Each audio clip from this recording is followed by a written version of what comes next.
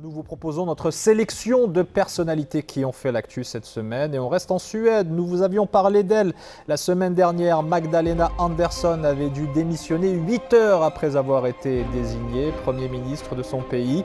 Finalement, elle a été réélue à ce poste lundi dernier, une première pour un gouvernement suédois. Ce visage est celui du cofondateur de Twitter. Jack Dorsey a démissionné en début de semaine de son poste de directeur général du réseau social. Pas de quoi porter préjudice cependant à sa fortune estimée à près de 12 milliards de dollars. Elle était connue pour être la compagne du milliardaire controversé Jeffrey Epstein. L'américaine Ghislaine Maxwell, 59 ans, est poursuivie pour trafic sexuel de mineurs. Son procès s'est ouvert lundi dernier. Et le même jour, le joueur turc de NBA, c'est du basket, obtenait la nationalité américaine. Enes Kanter en profitait pour ajouter le mot « freedom » à son patronyme, une manière de trouver le juste équilibre entre ses convictions politiques et sa carrière sportive. Lui est un spécialiste des exercices d'équilibriste et pour cause, Nathan Paulin est un funambule de l'extrême. Le Français vient de parcourir 500 mètres sur une corde raide tendue entre les deux montagnes qui bordent la plage rouge de Rio de Janeiro. Un spectacle vertigineux qu'il a offert au baigneur brésilien allongé sur le sable 70 mètres en contrebas. Et voilà qui nous amène à la chronique sport de Jamel Ouelhem. Bonsoir. Bonsoir Wadir. Et on commence avec l'incertitude autour d'un lion de l'Atlas. Adam Masina va-t-il être absent à la CAN? C'est ce que beaucoup de médias redoutent. Le latéral gauche de Watford s'est blessé cette semaine en Premier League face à Chelsea. Titulaire indiscutable sous la houlette de Vahid Halilhodžić, Adam Masina souffre d'un problème musculaire. Il a dû quitter ses coéquipiers à la 12e minute du match. Son coach italien Claudio Ranieri a avoué qu'il pourrait manquer pour longtemps, d'autant plus qu'Adam Masina a déjà subi une opération à cette même cuisse. Le foot marocain, leader africain. La Botola, meilleur championnat d'Afrique, c'est le résultat d'une analyse réalisée par la Confédération africaine de football. L'instance du football continental s'est basée sur plusieurs critères pour établir son classement. Parmi eux figurent les résultats en coupes africaines, la bonne gouvernance des clubs, le spectacle proposé en termes de buts, l'attractivité pour les joueurs étrangers. Ce classement demeure important car c'est sur cette base qu'est attribué le nombre de représentants de chaque pays dans les compétitions interclubs. Avec 180 points, la Botola devance le championnat d'Égypte qui a obtenu 147 points. Le championnat tunisien ferme la marche du podium avec 140 unités. Et foot toujours avec ce malaise qui avait ému et choqué le monde entier. Christian Eriksen a repris le chemin de l'entraînement. Le joueur danois, victime d'un malaise cardiaque en plein match de l'Euro cet été, a rechaussé les crampons avec son club formateur OB Odense. Une excellente nouvelle pour le monde du football qui se rappelle de l'effroi de son malaise en Mondovision. Christian Eriksen ne pourra pourtant pas rejouer avec son équipe italienne de l'Inter Milan. La Ligue italienne de football interdit la pratique professionnelle avec un défibrillateur. Le milieu de terrain danois a donc trouvé un accord avec le club milanais champion d'Italie pour résilier son contrat. Il sera donc libre de signer où il veut à partir de janvier 2022. On attend avec impatience son retour sur les pelouses. Merci beaucoup Jamel et à la semaine prochaine. Elle a beaucoup fait parler d'elle cette semaine sans vraiment le vouloir. Olivia Kohler a secoué les réseaux sociaux avec ses vidéos époustouflantes et sa rencontre émouvante avec un fils de berger dans les gorges de Dadès. Depuis la fin du mois de septembre, cette jeune aventurière est au Maroc où elle a entamé un voyage de plusieurs années à travers le continent africain. Accompagnée de son amie Charlie, elle sillonne le pays et découvre ses traditions ainsi que ses habitants. C'est le grand départ pour plusieurs années de voyage. Olivia Kohler qui a bifurqué vers Hinsberg pour venir voir notre plateau d'Infosoir Week-end. Bonsoir, bienvenue, bonsoir, vraiment ravi de vous accueillir. Alors dites-nous un petit peu comment est-ce que vous avez décidé un beau jour de vous lancer dans ce tour de l'Afrique. Ça s'est fait sur un coup de tête ou c'est un projet que vous avez mûrement réfléchi ? En fait, on voulait vraiment partir avec Charlie pour un voyage sur le long terme. Mais à la base, peut-être en sac à dos, on ne savait pas vraiment comment on voulait le faire. Et en fait, c'est vraiment au début de la pandémie, on a eu le temps de réfléchir Et on s'est dit que c'était maintenant ou jamais de partir avec un véhicule, d'aménager un véhicule et d'aller sur le continent africain qui est un continent coup de cœur pour nous. Et du coup, on a aménagé ce véhicule et on s'est dit, voilà, on va partir vraiment faire le tour du continent pour aller à la rencontre des gens, découvrir plein de cultures et prendre notre temps. C'est vraiment ce qui nous anime. On ne veut pas juste traverser des pays, on veut les découvrir en profondeur. Et c'est ce que vous faites donc avec le Maroc, qui est votre première destination.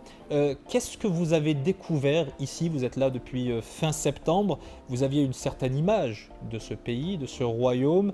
Et est-ce que cette image-là, elle s'est complètement renversée avec ces rencontres que vous avez faites notamment? C'est vrai que moi j'étais déjà venue au Maroc il y a 4 ans, mais très très rapidement, donc j'avais un peu survolé le pays. Et on a un petit peu des préjugés, des idées un petit peu reçues avec les réseaux sociaux. On résume souvent le Maroc à certains endroits un petit peu touristiques. Et nous, avec notre manière de voyager, on avait justement envie d'aller un petit peu plus loin que ça, d'aller découvrir des endroits un petit peu hors sentier battu. Et puis en fait, c'est une très très belle surprise parce que justement le Maroc a dépassé un petit peu nos espérances et on n'arrête pas de rencontrer des gens magnifiques, des gens très très accueillants. On partage vraiment des moments magnifiques et au passage on voit des très beaux paysages. Donc clairement c'est un gros coup de cœur, ça fait quasiment 3 mois qu'on est ici et à aucun moment on s'ennuie, on a toujours de belles découvertes et on est vraiment trop contente de découvrir le pays comme ça. Alors parlez-nous de cette rencontre qui a fait le buzz, ça vous a d'ailleurs complètement dépassé, cette rencontre surréaliste avec Mohamed et ce pain qu'il vous offre. Comment ça s'est passé concrètement? Oui, c'était vraiment vraiment imprévu. En fait, on prenait une piste entre Dadès et Agdal et on voulait dormir dans un endroit dans la nature avec notre 4x4. On a trouvé un spot dans les montagnes qui était vraiment très beau. Et au petit matin, il y avait un homme à quelques mètres de nous et la rencontre s'est faite tout naturellement. On a discuté, il nous a proposé du pain et en fait, nous, on pensait que c'était juste quelqu'un qui était de passage et qui vendait du pain sur sa route. Et en fait, pas du tout. Il nous a offert le pain. On a vraiment pris le temps de discuter avec lui. On était très très intéressés par son histoire, même si la barrière de la langue, on ne pouvait pas non plus aller dans des sujets très très vastes, mais ça a été vraiment très fort. Et quand il nous a dit qu'il allait rejoindre son père berger dans le canyon, nous on s'est dit on veut venir avec toi, on veut vraiment en savoir plus sur ton histoire. Et c'est comme ça que la rencontre s'est faite vraiment naturellement avec Mohamed.